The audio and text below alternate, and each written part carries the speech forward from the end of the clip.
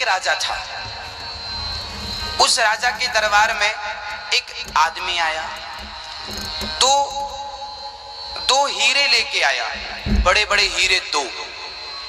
उस आदमी ने राजा के भरे दरबार में कह दिया कि इन दो में से एक असली है और एक नकली है, जो असली को पहचान लेगा मैं उसको अपने ये असली हीरा दे दूंगा। राजा साहब, आपके राज खजाने में मैं असली हीरा आपको दान कर दूंगा, यदि आपके कोई जौहरी ने असली पहचान लिया तो। राजा बोला, जौहरी के लिए हीरा पहचानना कौन सी बड़ी बात है। राजा ने अपने जौहरियों को बुलाया, यहाँ आओ। सारे जौहरी आ गए, चलो भाई पहचानो। बड़े बड़े जौहरी हीरा को देखने लगे, ये असली है कि ये असली है कि ये असली।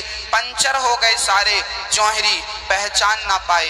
बड़े बड़े जौहरी हार गए, अंत में राजा शर्त हार गए। तभी पीछे से एक अंधा आदमी आया, उस अंधे ने कहा, मुझे मौका मिले तो मैं असली हीरा पहचान सकता हूँ। राजा ने कहा, क्यों अपनी हंसी कराते हो, तुम तो अंधे हो, अंधा आदमी हीरा कैसे पहचानेगा, असली कौन है। अंधा बोला, हमें मौका तो दो।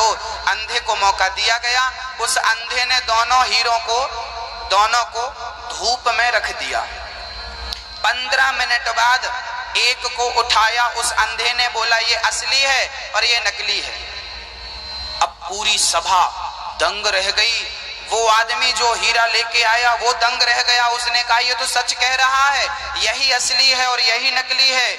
सब कहने लगे, अंधे आप तो आंखों से हीन हो, आपकी आंखें नहीं है, फिर आपने असली हीरे की पहचान कैसे की। उसने कहा, बहुत आसान है, मैंने दोनों हीरों को धूप में रखा, इस धूप में जो गर्म हो गया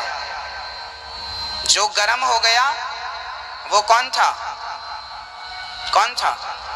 जो धूप में गर्म हो गया वो कौन था, वो नकली था।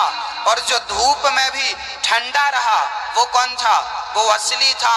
हाँ, जो गर्म हो जाए, जो बार बार गर्म हो जाए। आप लोग भी गर्म होते हैं ना, किसी ने गाली दे दी गर्म हो गए, किसी ने कुछ बोल दिया गुस्सा आ गया। आप भी बात बात में गर्मी दिखाते हो, आप भी बात बात में गर्म हो जाते हो। तो जो बात बात में गर्म हो जाए, जो विषम धूप में हीरा रखा और धूप में, कड़ी धूप में जो ठंडा है, मतलब विषम परिस्थितियों में भी जो ठंडा है, जो विषम परिस्थितियों में भी अपनी धैर्यता को नहीं छोड़ता, वही तो असली हीरा है। जो गर्म हो जाए वो कैसा हीरा, वो तो पत्थर है। अब आप बताओ कि आप में से असली हीरा कौन है। सास ने एक बात कही, बहू ने दो कह दी। इसका क्या अर्थ है, आप पत्थर हो। पत्थर ना धूप में गर्म हो जाता होता, जो हीरा होता ना वो गर्म नहीं होता। जो असली व्यक्ति है, सहनशील, जो संत है, जो महापुरुष है, वो कभी गर्म नहीं होता। गाली देते रहो, देते रहो, देते रहो, कोई फर्क नहीं पड़ता। अच्छा एक बात बताओ, आपको एक आदमी को किसी ने गधा कह दिया, तू गधा है, गधा। अब बताइए, आप गधे हो क्या? आपसे पूछ रहा हूं मैं, आप लोग गधे हो क्या? नहीं हो। जब आप गधे हो ही नहीं तो कोई आपको गधा कह देता है तो आपको बुरा क्यों लगता है? आपको किसी ने कहा गधा है तू, अरे मुझे गधा कहा, मुझे, अभी तक तू गधा नहीं था, लेकिन अब तूने स्वीकार कर लिया कि मुझे गधा कहा, अब तू गधा हो गया। अभी तक नहीं था बट अब हो गया, क्योंकि तूने स्वीकार कर लिया कि मैं गधा हूं। आप में से कोई गधा है? हम तो मनुष्य हैं, दो हाथ पांव वाले, हम गधे थोड़ी हैं, गधे तो अलग होते हैं। जब हम गधे हैं ही नहीं तो कोई गधा बोले तो हमें बुरा क्यों लगता भैया जी? इसका मतलब है बुरा लग रहा है तो आप गधे हो। अभी तक नहीं थे बट आपको बुरा लगा तो आप गधे बन गए, अब गधे हो। किसी ने आपको दुष्ट कह दिया, मूर्ख कह दिया, तू मूर्ख है, मूर्ख। अब बताइए, आप मूर्ख हो क्या? जब आप मूर्ख हो ही नहीं तो सामने वाला मूर्ख कह रहा है तो बुरा क्यों लगा? यदि बुरा नहीं लगा तो आप मूर्ख नहीं हो, और बुरा लगा तो 100% आप मूर्ख ही हो। समझ रहे हैं? हम जब तक सामने वाली की गालियों को स्वीकार नहीं करते तब तक उसकी गालियों का हम पर कोई असर नहीं होता। असर तो तब होता है जब हम उसकी गालियों को स्वीकार कर लेते, एक्सेप्ट कर लेते, है ना। समझ रही हो मेरी माँ? ओ मैया, हो गई पंचायत? सुन लो अब बताइए, कोई आपको गाली दे तो जिस चीज की वो गाली दे रहा है, जैसी गाली दे रहा, जैसा कह रहा है सामने वाला, क्या आप ऐसे हो? नहीं हो तो बुरा मत मानो, उसका दिमाग खराब, उसे पागल कुत्ते ने काटा, वो फिजूल का बोलता जा रहा, स्वीकार मत करो ना, बुरा क्यों मानते हो? आपकी समझदारी यही है कि विषम जहां सारे लोग आपको गालियां दें उस हाल में भी आप प्रसन्न रहो, उस हाल में भी आप खुश रहो, तब माना जाएगा कि आप महापुरुष हो। और आप एक गाली में विचलित हो गए तो काहे के महापुरुष? कैसे महापुरुष हो आप?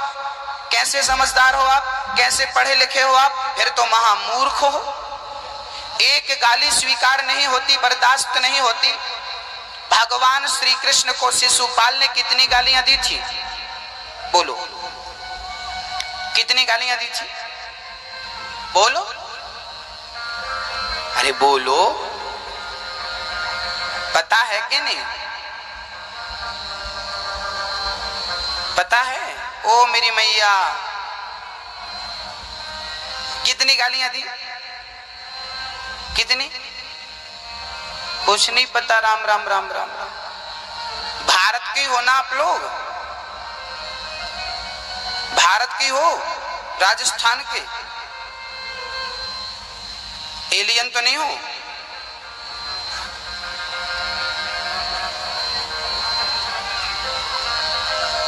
इतनी सी बात पता नहीं है आपको? ये चीज आपको पता होनी चाहिए और यही बच्चों को सिखाओ, बच्चों के संस्कार बनेंगे। भगवान श्री कृष्ण ने शिशुपाल की 100 गालियां, कितनी? याद रख लो, कभी भूलना मत। 100 गालियां सुनी। शिशुपाल था भगवान कृष्ण की बुआ का लड़का था, वो कृष्ण को गालियां देता था। भरी सभा में, पूरी सभा भरी थी और भरी सभा में भगवान कृष्ण को शिशुपाल गाली दे रहा था। 1 गाली, 2 गाली, 3, 4, 5, 6, 10, 20, 25, 50। अर्जुन खड़ा हुआ, अब तूने गाली दी भगवान को, मैं नहीं सुन सकता, गांडीव से तेरा सर काट दूंगा। भगवान ने अर्जुन को बिठाया, अर्जुन बैठ, इसे मत मार, गालियां देने दे। अर्जुन बोले कैसे सुन सकता हूं कन्हैया, आपको गाली दे रहा है। भगवान बोले इसकी गाली 100 हो जाएंगी। भगवान बोले 100 गालियां माफ है। कितनी गालियां माफ है? 100।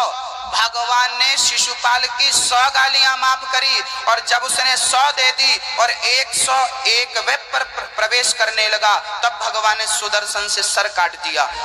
अब यहाँ पर एक समझने का बहुत बढ़िया सब्जेक्ट है कि भगवान 100 गालियां सुनने के बाद शिशुपाल का सर काटते हैं। क्या पहली गाली में सर नहीं काट सकते थे? पहली गाली को सुनने के बाद भी आप क्या 100 गाली का इंतजार करोगी? आपको तो कोई एक दे तो आप दूसरी दे, उसके पहले आप थप्पड़ जमा दोगी। पर भगवान ने 100 गालियों का इंतजार किया और 100 गालियों के बाद सर काटा। किसी ने कहा पहली गाली में सर क्यों नहीं काटा? भगवान ने कहा कि मैं भगवान होकर 100 गालियां सुन सकता हूं, तो मैं दुनिया वालों को समझाना चाहता हूं कि मैं 100 गालियां सुन सकता हूं, तो तुम मनुष्य लोग कम से कम 10-20 गाली पचाने की क्षमता रखना, 10-20 गाली पचाने की अपनी शक्ति रखना, तब सुखी रह पाओगे, तब इस संसार में प्रसन्न रह पाओगे। नहीं तो आप अपने दुख के जिम्मेदार स्वयं माने जाओगे। तो कितनी गालियां हमें कम से कम पचानी चाहिए? मैया, ओ मेरी माँ, हाँ हूं, कुछ तो बोला। कितनी गालियां? तो आज के बाद कौन कौन अपनी सास की 20-25 गालियां सुनेंगी? सास 25 गाली दे तब तक चुप रहा करो। हम तो कहते हैं 100 तक चुप रहा करो, और जब सास 100 पार कर जाए तब फिर बदले में आप 1 दे सकते हो, ज्यादा नहीं, क्योंकि मारने का अधिकार तो है नहीं आपको। कि सास को उठा के पटक दो, तो ये अधिकार तो ना शास्त्र दे सकते हैं ना हम दे सकते हैं। चुप रहने का अधिकार है हमें। कोई गाली दे चुप रहो, देते रहो। मुंह दर्द करने लगेगा बुढ़िया का, अपने आप चुप हो जाएगी। डोकरी कब तक चिल्लाएगी? एक रोटी तो खाती है, एक रोटी की गालियां निकाल लेगी, खत्म उसका बैलेंस। फिर खाएगी, फिर बोलेगी। तो चुप रहा करो। सामने वाला गाली दे रहा, वो अपना काम कर रहा है, करे। पानी बरस रहा था तो पानी अपना काम कर रहा था, हम अपना काम कर रहे थे कि नहीं? गाली देने वाला अपना काम करता है तो समझदार को भी अपना काम शांति, वो दुष्टता का परिचय देता है, तो आप अपनी शांति का परिचय दीजिए ना। तुकाराम नाम के एक संत थे, वो गंगा नहाने गए। गंगा नहाकर लौटे तो एक दुष्ट आदमी उनके ऊपर थूक दिया। तुकाराम जी फिर गंगा नहाए, वो बाहर आए, फिर थूक दिया। फिर गंगा नहाए, फिर बाहर आए, फिर थूक दिया, फिर गंगा नहाए। सोचो, तुकाराम को वो थूक रहा था, आपके ऊपर कोई थूक दे तो आप क्या करोगे उसका? लेकिन तुकाराम कुछ नहीं, गंगा नहा के फिर आ जाते। गंगा नहा के 100 बार उसने तुकाराम के ऊपर थूका और तुकाराम जी 100 बार गंगा नहाने गए। किसी ने कहा, तुकाराम जी आप इसे दंडित क्यों नहीं करते? बोले ये दुष्ट है। तो क्या मैं भी दुष्ट बन जाऊं? जब ये अपना स्वभाव नहीं छोड़ रहा है दुष्टता का, तो मैं अपनी सज्जनता का, अपने संत का स्वभाव कैसे छोड़ दूं? इसका स्वभाव है अपमान करना और मेरा स्वभाव है क्षमा करना। क्षमा बड़न को चाहिए, छोटन को उत्पात, काहरी को घट गयो जो भृगुमारी लात। अंत में वो दुष्ट चरणों में गिर पड़ा, महाराज आपके, मैंने गलत किया, आपके ऊपर थूक दिया, क्षमा करना। तब तुकाराम जी ने कहा, तेरा बड़ा एहसान है, आज तेरे कारण मुझे 100 बार गंगा स्नान करने का परम सौभाग्य प्राप्त हुआ।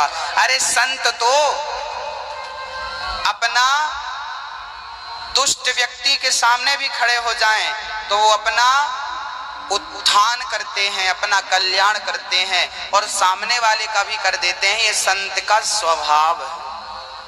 तो दुष्ट अपनी दुष्टता नहीं छोड़ता तो सज्जन को अपनी सज्जनता क्या नहीं करनी चाहिए? सज्जनता नहीं छोड़नी चाहिए।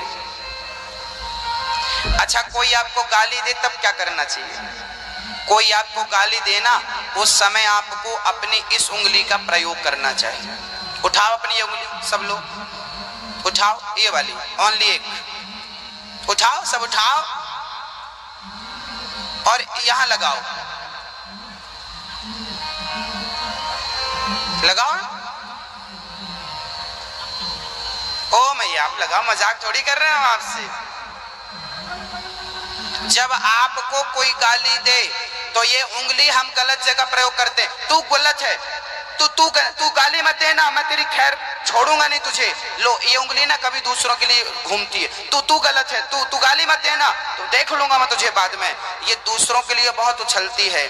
जब तुम्हें कोई गाली देना तो गाली देने वाले की तरफ ये उंगली मत किया करो। गाली देने वाला जब गाली देना शुरू करे तो इस उंगली का प्रयोग दूसरों के लिए बाद में हो, खुद के लिए पहले होना चाहिए। याद रखो, चुप रहो। जब तक वो गाली दे रहा है आपको तब तक आप चुप रहो। जब वो ठंडा हो जाए तब शांति से बात करेंगे हम आपसे, क्योंकि क्रोध में कोई बातें थोड़ी होती हैं। क्रोध में केवल झगड़ा होता है, क्रोध में केवल लड़ाई होती है, क्रोध में कोई शांति की वार्तालाप नहीं होती। आग को कभी आग नहीं बुझाती मेरी माँ, आग को बुझाता है तो पानी बुझाता है।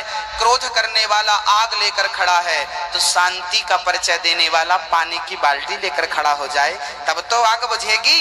सास गाली देती है, बहू को चुप होना है, बहू गाली देती है, सास को चुप होना है। एक को आंखें बंद करनी पड़ेगी, नहीं तो आपका घर कभी स्वर्ग नहीं बन सकता। अपने घर के झगड़े सुलझाने आपको ही पड़ेंगे और वो आपकी समझदारी से सुलझेंगे। बोलो राधे राधे। तो कोई गाली दे तो क्या करना है? अपनी कौन सी उंगली का प्रयोग करना है? हाँ, कोई गाली दे चुपचाप रख के बैठ जाओ, राम राम जपते रहो, सीताराम सीताराम सीताराम सीताराम सीताराम सीताराम सीता। तू गाली दे, हम सीताराम सीताराम जप रहे हैं, सीताराम सीताराम सीताराम। हो गई बात। एक बार क्या हुआ, सिंहासन की घटना है, सुन लो। एक बार सिंहासन गांव में एक सज्जन ने अपने घर में झाड़ू लगाई और झाड़ू लगा करके पूरा कचरा बाजू वाले के घर में डाल दिया, उसके आंगन में। बाजू वाला बड़ा समझदार था, उन्होंने देखा कि इन्होंने हमारे घर में कचरा डाला। उन्होंने कचरा अपने घर में झाड़ू लगा चुका था वो, अब उन्होंने फिर झाड़ू लगाई, कचरे को डस्टबिन में डाला, कचरे घर में डाला और अपने घर के अंदर जाके केला, अनार, अंगूर, सेब, पपीता आदि आदि फल निकालकर पड़ोसी के घर पहुंच गए। भाई साहब ये फल ले लो। उसको लगा, मन में लगा मैं इसके घर में कचरा फेंका और ये मेरे घर में फल लेकर आया। उसको रहा ना गया और उसने कह ही दिया, भाई साहब क्षमा करना, मैंने आपके घर में कचरा फेंका और आप हमें फल दे रहे हो। तब उसने बहुत प्यारा जवाब दिया, भाई तेरे पास कचरा था, तूने हमें कचरा दिया, हमारे पास फल है, हम तुझे फल दे रहे हैं। जिसके पास जो होगा वही तो दे सकेगा ना। दुष्ट व्यक्ति के पास गालियों का संग्रह है, वो गालियां दे रहा, ठीक है भाई उसके पास वही है। हमारे पास कथा है, हम आपको कथा सुना रहे हैं, ज्ञान दे रहे हैं। हमारे पास जो होगा वो हम देंगे, आपके पास जो होगा वो आप देंगे। दुष्ट के पास जो है वो दुष्ट दे रहा। तो आपके जीवन में कोई कचरा डाले, क्या होता? मैया जी, पति भगवान होता है। कौन होता है? पति। तो आपका पति भगवान है कि नहीं है? ओ मैया जी, है। आप अपने पति को भगवान मानती हो कि नहीं?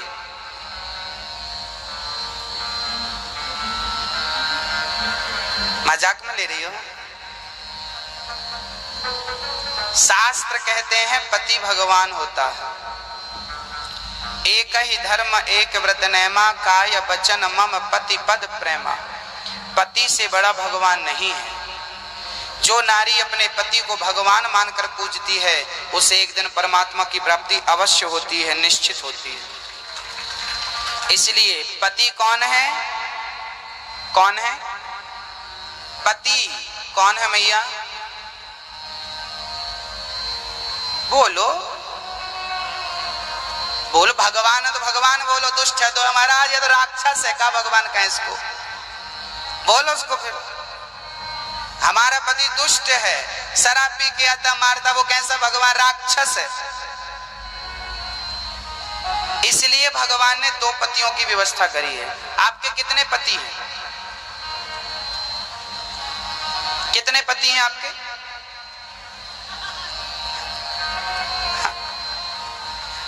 कितने पति हैं आपके? एक। जिसका एक है वो हाथ उठा सकता है, एक वाले हाथ उठाए। वो मैया हाथ नहीं उठा रही हो, बैठे हैं पति देव, पूछेंगे कि उठाई थी। कितने पति आपके?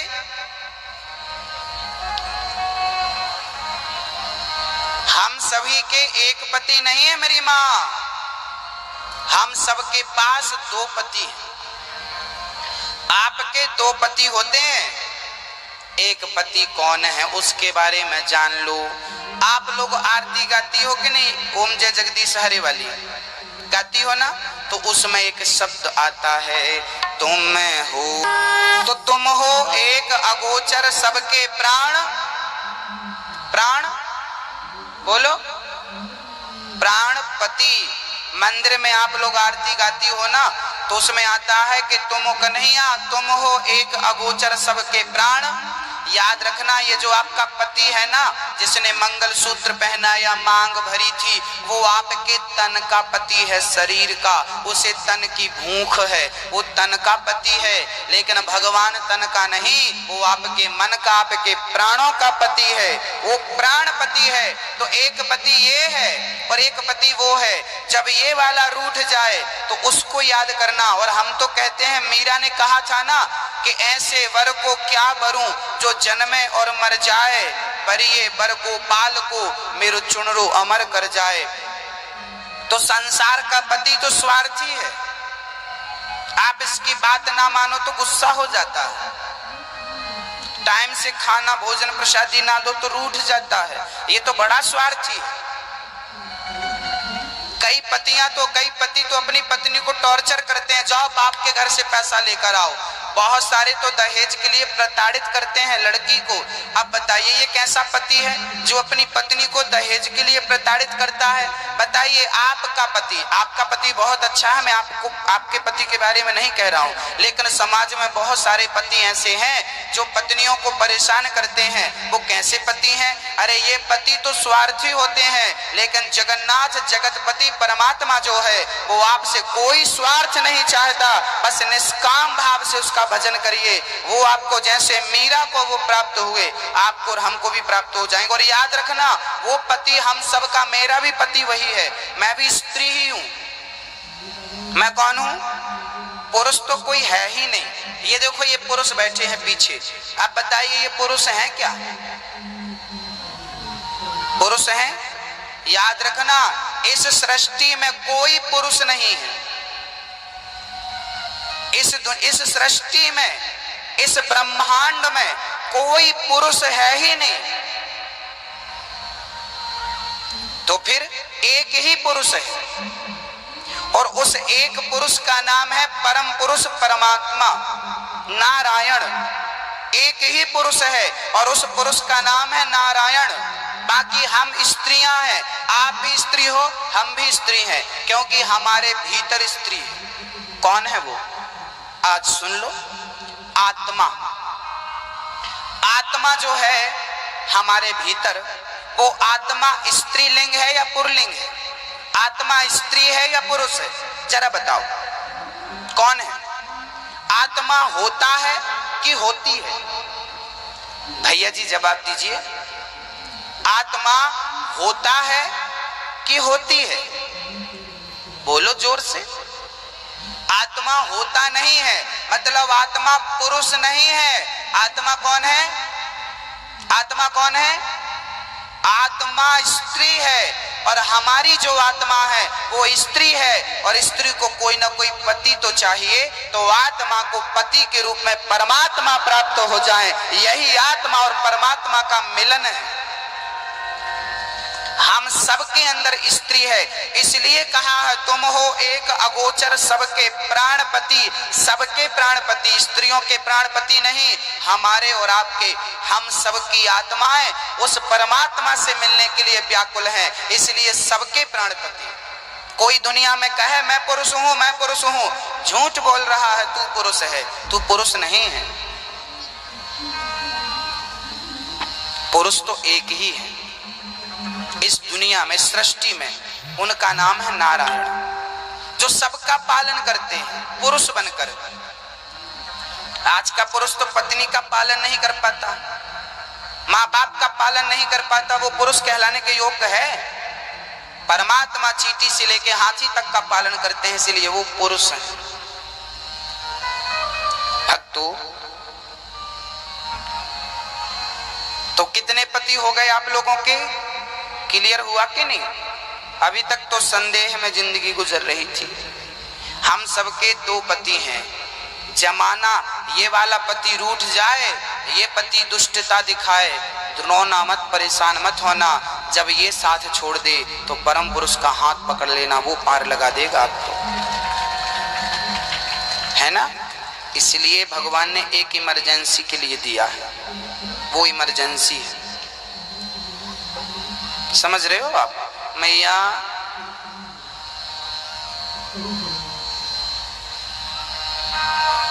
भगवान कहते हैं पति की सेवा करनी चाहिए। पति भगवान होता है। भक्तों, पति पत्नी में ना कभी झगड़ा होता और कभी कभी तो झगड़ा बहुत ज्यादा हो जाता है। आजकल तो देखने को मिलता है कि शादी के 2 साल बाद तलाक हो जाता है, लड़का लड़की में तलाक हो जाता है, तुम अपना दूसरा ढूंढो, तुम अपना दूसरा ढूंढो। ये हमारी समाज में कुरीति है। ऐसा नहीं होता। हमारे आज के 50 साल पुराना इतिहास उठाकर देख लो, पहले के जमाने में तलाक कोई जानता ही नहीं था, डिवोर्स कोई जानता ही नहीं था। जिससे शादी हो गई मरते दम तक बस वही है, उसके सिवा ना दूसरे को सपने में भी नहीं देखना। ये पुराना हमारा भारत था। आजकल तो नया फैशन है।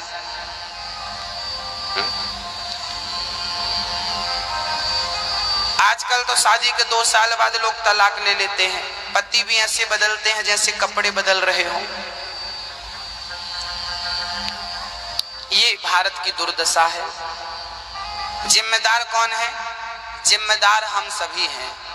हमारा अज्ञान इसमें जिम्मेदार है, हमारे कुसंस्कार इसमें जिम्मेदार हैं।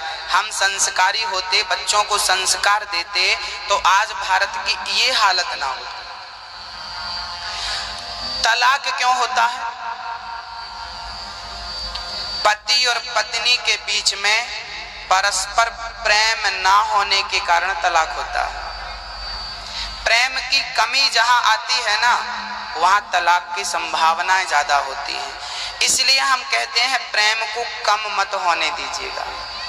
और एक बात बताऊं,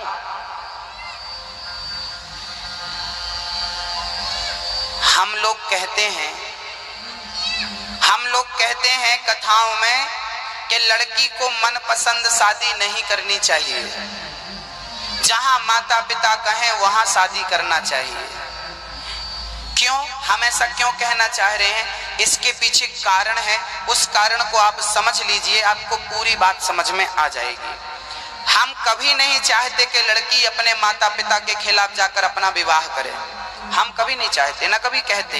लड़की को अपने माँ बाप की राजी मर्जी से ही अपना विवाह, लड़के को माँ बाप की राजी मर्जी से अपना विवाह करना चाहिए। लव मैरिज, कोर्ट मैरिज जैसी कुरीतियों को खत्म करना चाहिए।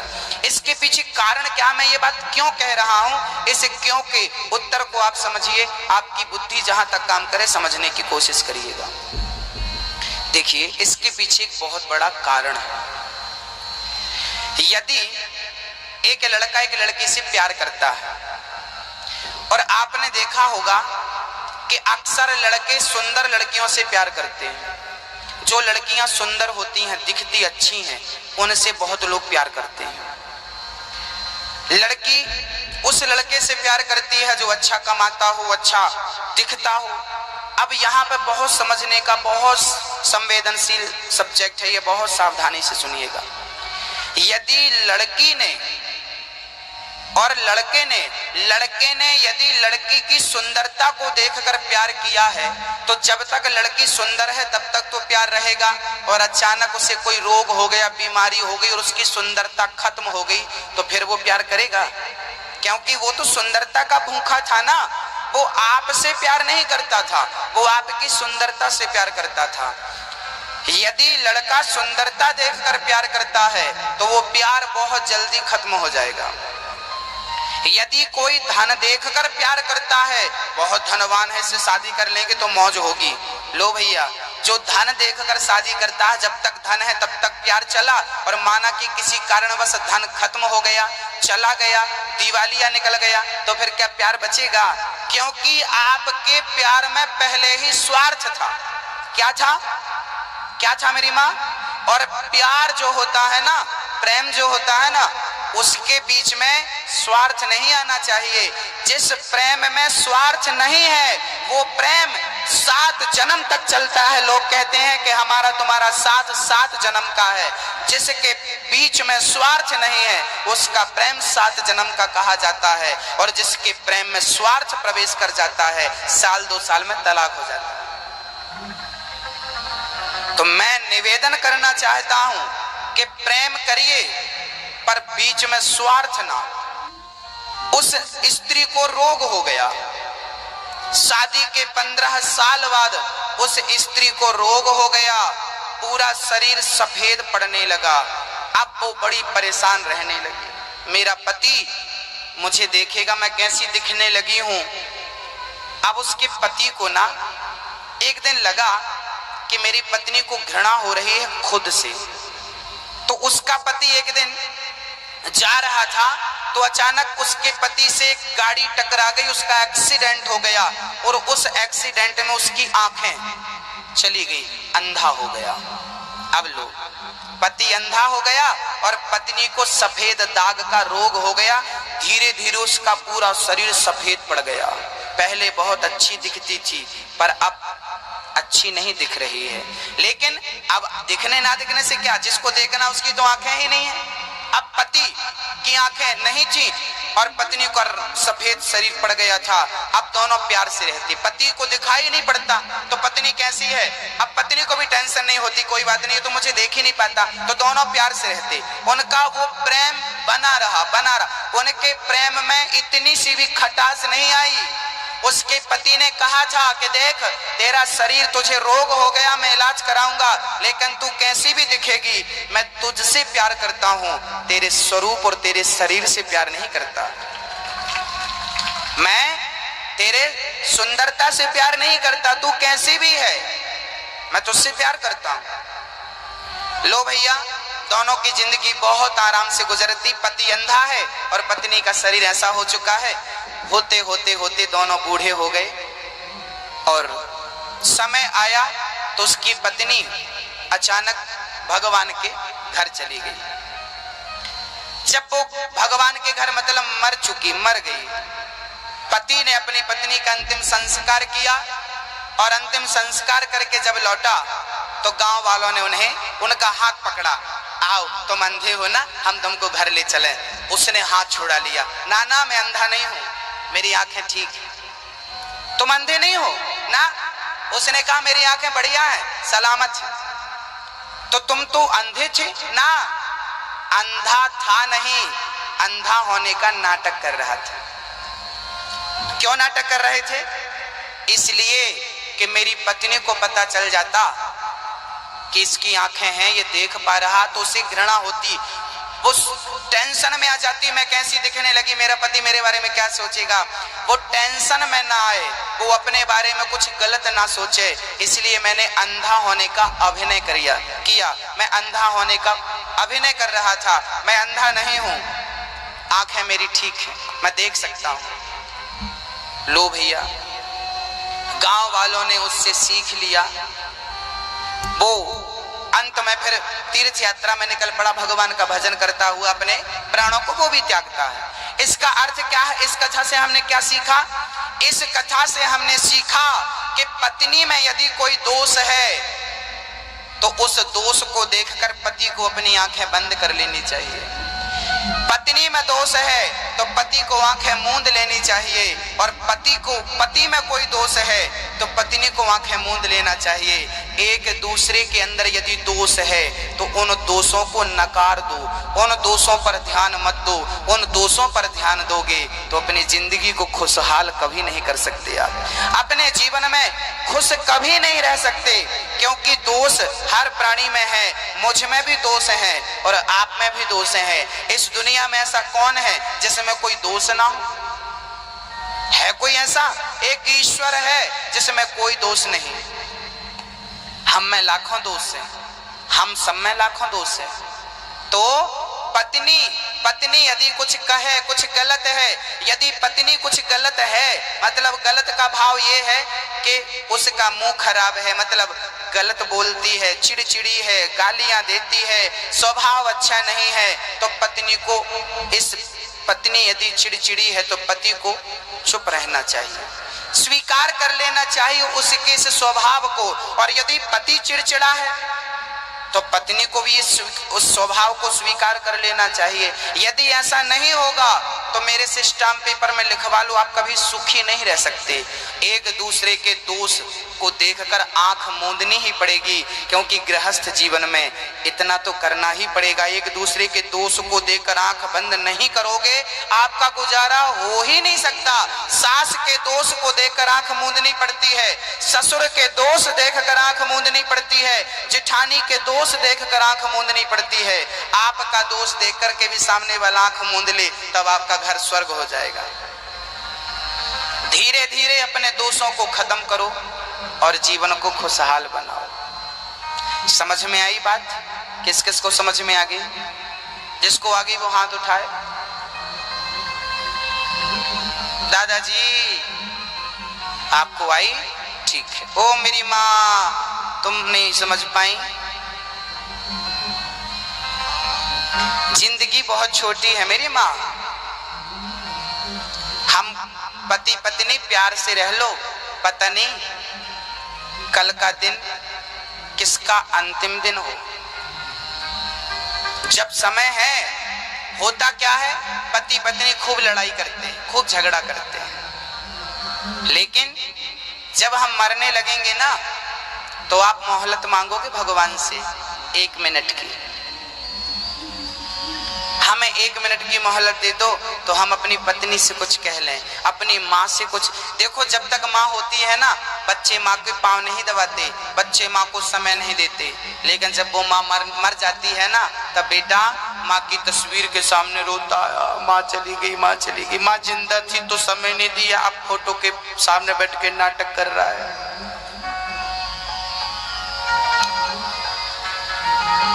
कितना स्वार्थी जमाना है, क्यों? मैया जी समय का दुरुपयोग मत किया करो, लड़ाई मत किया करो अपनी सास से। मर जाएगी वो सास एक दिन, है ना, और मरते मरते ना वो आपका भला सोच के जाएगी। वो सास कभी अपनी बहू का, अपनी संतान का बुरा नहीं सोचती। बहू कितनी भी गाली दे अपनी सास को, लेकिन सास कभी अपनी संतान के, अरे माँ की ममता ऐसी है, माँ सबके बारे में बुरा सोच सकती है पर अपने बच्चों के बारे में कभी बुरा नहीं सोच सकती। हाँ, इसलिए अपनी माँ को प्यार करिए, अपनी सास को प्यार करिए, अपने ससुर को प्यार करिए, अपने पति को, अपने बच्चों को, और प्रेम करते हुए सबसे भगवान को भी प्रेम करिए, तब जिंदगी सफल होगी। नहीं तो लड़ते झगड़ते जिंदगी गुजर जाएगी। हाँ, एक बार क्या हुआ मेरी माँ, एक छोटी सी चर्चा है। एक बार मैं अखबार पढ़ रहा था, तभी अखबार में ना पहले पन्ने में मेरी तस्वीर छपी थी। पर वो तस्वीर कैसी थी जानते हो? उसमें लिखा था फलाने जी मर गए।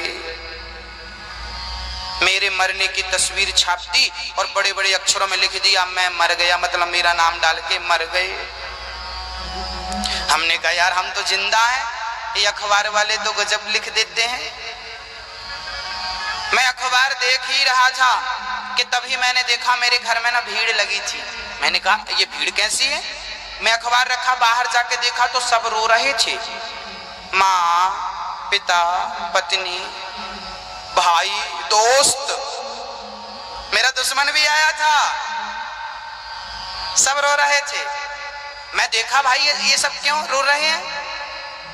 मैं अंदर गया तो वहां ना गोल गोल लोग बैठे थे गोला बना के, और बीच में एक आदमी पड़ा हुआ था। मैंने देखा ये कौन सो रहा है दिन के। जाकर देखा तो वो सो नहीं रहा था, कोई मर चुका था। मैंने ध्यान से देखा ये कौन है, देखा तो वो मैं ही था। अरे ये तो मेरी लाश है, मैं मर गया तो फिर मैं कौन हूँ? अब मुझे पता चल गया सचमुच मैं मर गया हूँ। अब तो मैं आत्मा बन के भटक रहा हूँ। मैं सबको देख सकता था पर मुझे कोई नहीं देख सकता था। आत्मा बन के हम भटक रहे थे, सब रो रहे हैं। तभी मैंने भगवान से कहा प्रभु इतने जल्दी उठा लिया, अभी तो बड़ी जिम्मेदारियां हैं मेरे सर पर। भगवान ने कहा कि तेरे को समय दिया था, तूने उसका सदुपयोग नहीं किया।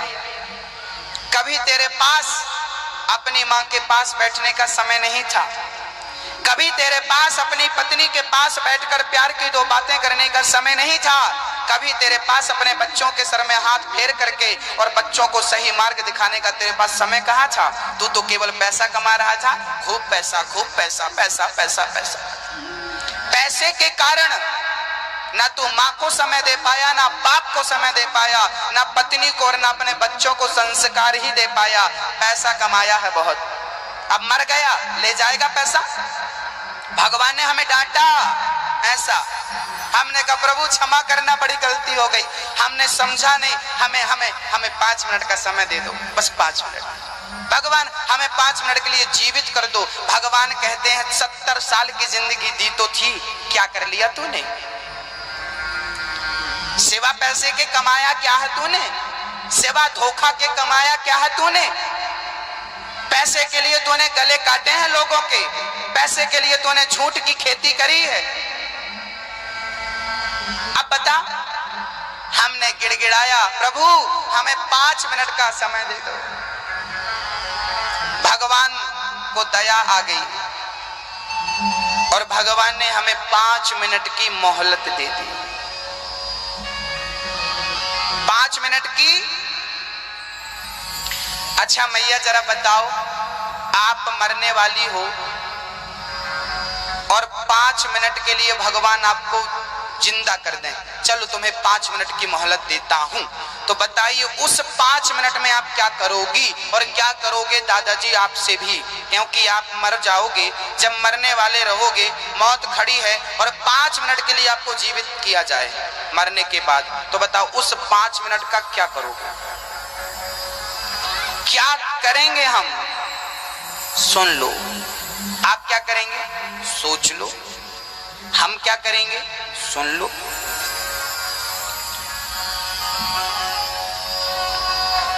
जब हमारी मौत आई ना, तो हमने यमराज से कहा, यमराज 1 मिनट रुक जाओ, दादाजी कुछ कहना चाह रहे हैं। दादाजी ने रोका, रुको यमराज 1 मिनट। सांस रोक रही है, यमराज 1 मिनट का समय दे दो। सांस ने रोका, दादाजी ने रोका, अरे माँ ने रोका, अरे पत्नी मरने लगी तो पत्नी ने भी रोका, 1 मिनट रुको यमराज जी। तो जिसने रोका 1 मिनट में वो क्या मांगते हैं, 1 मिनट में क्या कहते हैं और क्या करते हैं, जरा सुन लो। भक्तों, बाजार की वस्तुएं पैसों से मिलती हैं, पर घर के जो संबंध होते हैं, रिश्ते होते हैं, वो पैसे के भूखे नहीं, वो प्रेम के मोहताज हुआ करते हैं। प्रेम के मोहताज हैं, प्रेम के भूखे हैं। तो प्रेम करिए अपनों से। रिश्तों को तोड़ने से अच्छा है जोड़ना। जोड़िए, कब किसका बुलावा आ जाए उसके पहले अच्छे काम कर लो, दान पुण्य कर लेना। मरने के पहले 4 काम कर लेना चाहिए। पहला काम गौदान, मरने के पहले कर लेना, नहीं तो करोड़ों जन्मों तक नरक में भटकना पड़ेगा। गौदान कर लेना मरने के पहले। कन्यादान कर लेना मरने के पहले। कन्यादान नहीं करोगे तो अगले जन्म में ना तो बहन मिलेगी, ना तो माँ मिलेगी और ना तो पत्नी मिलने वाली। पैदा होती तुम्हारी माँ मर जाएगी, बहन होगी नहीं, और पत्नी बूढ़े हो जाओगे, शादी नहीं होगी। जो कन्यादान नहीं करता उसके जीवन में स्त्री का सुख नहीं होता, और वो स्त्री माँ के रूप में भी है, बहन के रूप में भी है और बेटी के रूप में भी है। तो कन्यादान सबको करना चाहिए। दूसरा काम कन्यादान, इसलिए हम अपनी हर कथाओं में कन्याओं का विवाह करते हैं, ताकि आप लोगों का सहयोग कन्याओं के दान तक पहुंच जाए और आप लोगों को पुण्य की प्राप्ति हो, भगवान आप पर कृपा बरसाएं। तीसरा काम है मरने के पहले भागवत सुन लेना चाहिए।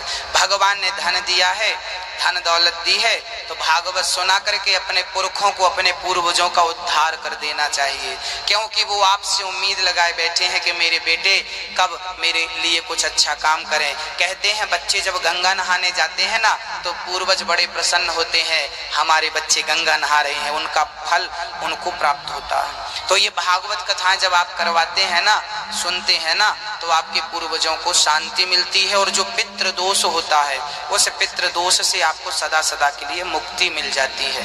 आपके घर में फिर कोई बाधा नहीं होती। कभी कभी क्या होता है, घर में कोई ना कोई बीमारियां बनी रहती हैं। कल ही इलाज करा के आए, फिर कोई बीमार हो गया, मतलब डॉक्टरों के घर पैसा जा रहा है, घर में चिड़चिड़ापन चल रहा है, टेंशन चल रही है, कुछ पैसा बहुत आ रहा पर टिक नहीं रहा है। ये सारी समस्याएं जो है ना, ये पितृदोष का लक्षण है। इसलिए कहते हैं कि पितृदोष नहीं होने चाहिए। यदि है तो भागवत से ही उसका संपूर्ण कल्याण होता है पितरों का। इसलिए भागवत करवानी चाहिए। पाठ ही करा लो, नहीं करा सको तो सत्यनारायण भगवान की कथा कराते रहो, और नहीं तो अपने घर में रोज कीर्तन किया करो। कृष्ण हरे कृष्णा रोज कीर्तन 15 मिनट आधा घंटा रोज किया करो। तीसरा काम है ये। और चौथा काम, बोले मरने के पहले आपके मुंह से भगवान का नाम निकल जाए, मरने के पहले भगवान याद आ जाए, यही है मनुष्य शरीर की सार्थकता। ये 4 काम हो जाए तो ये मनुष्य का तन पाना सफल है, नहीं तो व्यर्थ है ना। जैसे सुअर लोग आते हैं, ऐसे फिर हमारे और उनके आने में कोई भेद नहीं है। इसलिए आत्मकल्याण तो अच्छे कार्य के लिए हाथ हमेशा ऊपर रखा करो। दान पुण्य करने से धन की वृद्धि होती है। कहते हैं दान करने से जब आप दोगे तो भगवान आपको देगा, आप ही नहीं दोगे तो आपको क्या मिलेगा। किसान खेत में बीज बोए ही ना और कहे कि फसल आ जाए तो कैसे आएगी। पहले बो तब तो फसल आएगी, पहले दान कर तब तो परमात्मा कृपा करेंगे, तब तो वो देंगे ना। सुदामा ने 2 मुट्ठी पहले दिया, बाद में भगवान ने उन्हें बहुत सारा दिया, तो पहले देना पड़ता है। अच्छे कार्य में वृंदावन में वृद्धाश्रम बन रहा है, आप कभी आना चाहे वृंदावन आइएगा, और वृंदावन में आप प्रेम से अपना एक कमरा बनवा सकते हैं। जीवन भर यहाँ रहो, अंत समय वृंदावन में आओ बिहारी जी की शरण में, वहाँ भगवान का भजन करते हुए आपका कल्याण हो, आपके प्राण निकले, ये सौभाग्य का विषय है।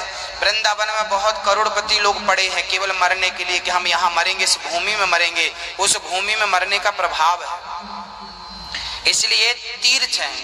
पहले के जमाने में बुढ़ापे में बूढ़े लोग घर से निकल जाते थे तीर्थ यात्रा में, वहीं मरेंगे, बद्रीनाथ मरेंगे, केदारनाथ मरेंगे, सदगति हो जाएगी। घर में मरेंगे, घर वाले मरने भी कहाँ देते हैं। इसलिए मरने के लिए अच्छी जगह है तीर्थ, वहीं रहो, वहीं भजन करो, वहीं भगवान का नाम लेते लेते प्राण त्यागो। आज पूज्य श्री अनिरुद्धाचार्य जी महाराज ने हम सभी लोगों को बहुत ही उत्तम एवं शिक्षाप्रद कथा सुनाई है। आशा करता हूं कि इस शिक्षाप्रद कथा से हम सभी लोग कुछ न कुछ शिक्षा अवश्य ग्रहण करेंगे और अपने जीवन को सुखी और सात्विक बनाने का प्रयास करेंगे। मित्रों, अगर आपको यह शिक्षाप्रद कथा पसंद आई हो तो वीडियो को लाइक करें और अधिक से अधिक लोगों को शेयर भी करें, जिससे और भी लोग महाराज जी की इस शिक्षाप्रद कथा से शिक्षा लेकर अपने जीवन को सुखी बना सकें। मित्रों, अगर आपने अभी तक हमारे चैनल को सब्सक्राइब नहीं किया है तो हमारे चैनल को तुरंत सब्सक्राइब भी कर लें, जिससे आपको नोटिफिकेशन के माध्यम से महाराज जी के शिक्षाप्रद कथा तुरंत प्राप्त हो सकें। मित्रों, तो कल फिर किसी शिक्षाप्रद कथा के साथ आप लोगों के समक्ष प्रस्तुत होंगे। तब तक के लिए जय श्री राधे।